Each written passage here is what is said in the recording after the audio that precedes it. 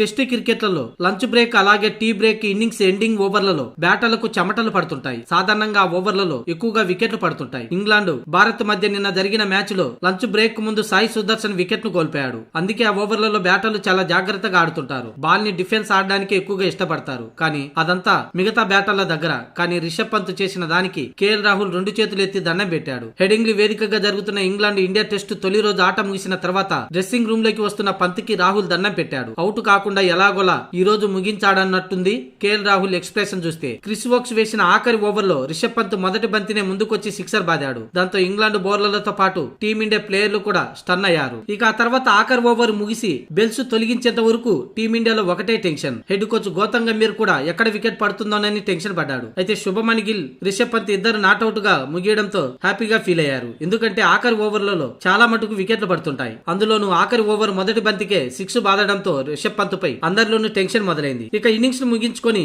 Dressing room లోకి వస్తున్న రిషబ్ పంత్ ను చూసి కేఎల్ రాహుల్ దండం పెట్టి ఆహ్వానం పలికాడు. కాగా మొదటి టెస్ట్ తొలి రోజు టీమిండియా బ్యాటర్ల హవా నడిచింది. ఏకంగా ఇద్దరు బ్యాటర్లు సెంచరీలు చేయగా ఒకరు హాఫ్ సెంచరీ, మరొకరు 42 పరుగులు చేశారు. డెబ్యూ బ్యాటర్ మాత్రం డకౌట్ గా వెనుదిరిగాడు. ఓపెనర్ ఎస్ఎస్వి జైస్వాల్ 101 పరుగులు చేయగా కేఎల్ రాహుల్ 42 పరుగులు. ఆ తర్వాత సుదర్శన్ డకౌట్ అయిన కెప్టెన్ శుభమన్ గిల్ 127 పరుగులు, రిషబ్ పంత్ 65 పరుగుల నాట్అవుట్ తో నిలవడంతో టీమిండియా 3 వికెట్ల నష్టానికి 359 పరుగులు చేసింది.